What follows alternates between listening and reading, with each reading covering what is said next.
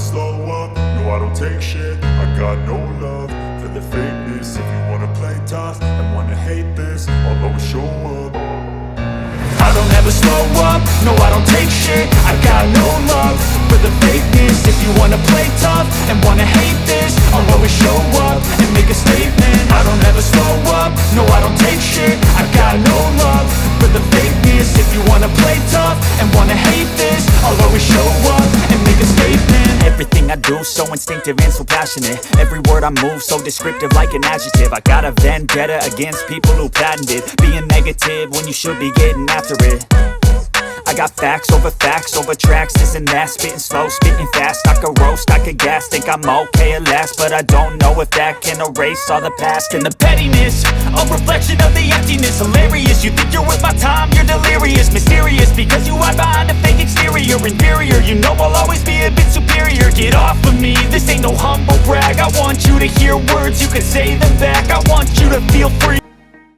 అంతర్వేది ఈ అభివృద్ధి పనుల ప్రారంభోత్సవం శంకుస్థాపన కార్యక్రమానికి ఇచ్చేసిన గౌరవ జిల్లా ఇన్ఛార్జ్ మంత్రివర్యులు, గౌరవ వ్యవసాయ సహకార మరియు మార్కెటింగ్, పశుసంవర్ధక, పాడి అభివృద్ధి మరియు మత్స్యశాఖ మంత్రివర్యులు కింజార పచ్చెన్నాయుడు గారికి నా హృదయపూర్వక నమస్కారాలు.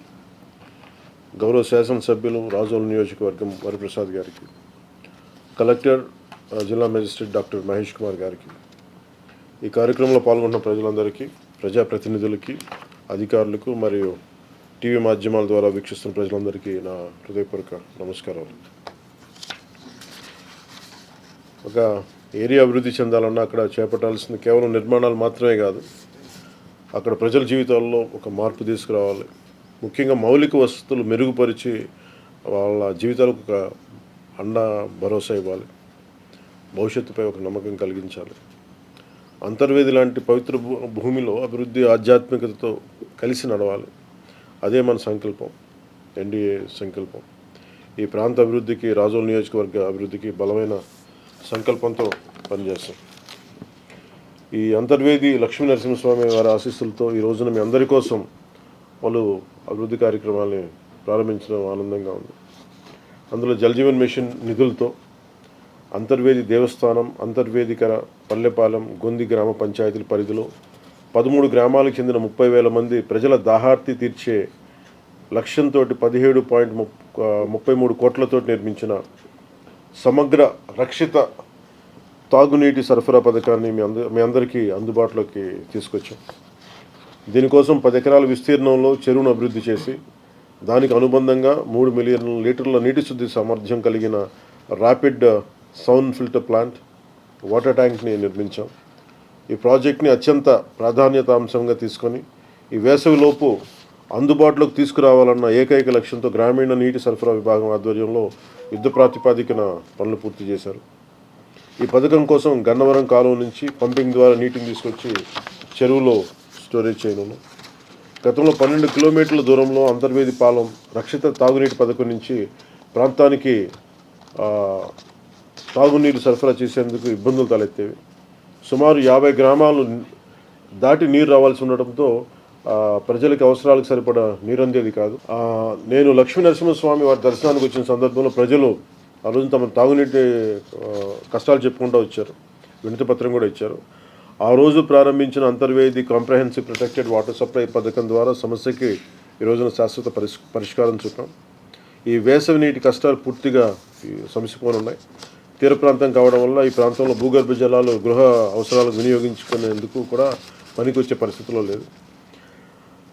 అంతర్వేది సమగ్ర రక్షిత తాగునీటి పథకం ద్వారా పూర్తి స్థాయిలో ఈ తాగునీటి సరఫరా ఏర్పాటు చేశాం. దీంతోపాటు 5 కోట్ల ఓఎన్జీసీ సిఎస్ఆర్ నిధులతో గుడిమెల్లంక వద్ద ఏర్పాటు చేయడం జరిగింది. ఏర్పాటు చేయనున్న 6 మిలియన్ లీటర్ల సామర్థ్యం కలిగిన ర్యాపిడ్ సౌండ్ ఫిల్టర్ల ఏర్పాటు పనులు ప్రారంభించాం. ఈ పనులు పూర్తయితే గుడిమెల్లంక రక్షిత తాగునీటి పథకం సామర్థ్యం మెరుగుపడుతుంది.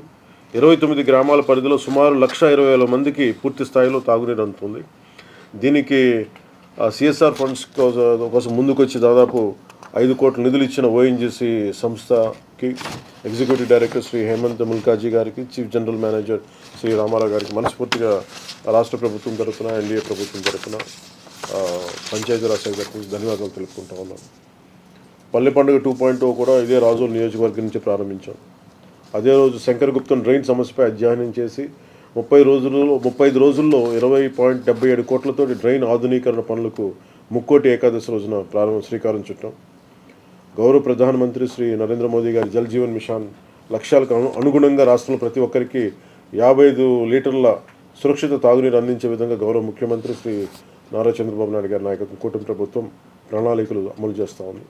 ప్రతి గ్రామానికి ప్రతి ఇంటికి సురక్షితమైన తాగునీరు అందించాల లక్ష్యంతోనే ముందుకు తీసుకెళ్తున్నామని మాటిస్తున్నాం. అలాగే ఒక కలెక్టర్ గారికి కూడా ఒక చిన్న విన్నపం ఏంటంటే, ఇందాక మా చెరువు దగ్గర చుట్టుపక్కల కొంచెం అశుభ్రంగా ఉంది, అక్కడ కొంచెం పచ్చదనం పెంచేలాగా అక్కడ కొంచెం కొంత కింద ట్యాంకుల కింద కొంచెం వాడి పడేసిన మెటీరియల్ కూడా ఉంది, దాన్ని కూడా క్లీన్ చేసి కొంచెం మట్టి ఏమీ అక్కడ దుమ్ము ధూళి రాకుండా అని నా ఉద్దేశం. ఈ చెత్తా చెదారం లేకుండా ఒకసారి చూడండి దాన్ని ప్రత్యేకించి. అలాగే కొంచెం దాంట్లో మొత్తం దాన్ని కుదిరితే అక్కడ గడ్డి కూడా కొంచెం పెంచి, మట్టి లేకుండా గడ్డి కూడా పెంచి, అలాగే వాటికి కొంచెం మొక్కల్ని కొంచెం బాగా పెంచండి అటు సైడ్. ఎందుకంటే చూడటానికి బాగాలేదు. ఎంత ఖర్చు పెట్టి చేసినా కొంచెం ఆధునిక దాన్ని కొంచెం పచ్చదనాన్ని కొంచెం పెంచమని కలెక్టర్ గారిని, ఎమ్మెల్యే గారిని కూడా నేను కోరుకుంటాను. Thank you.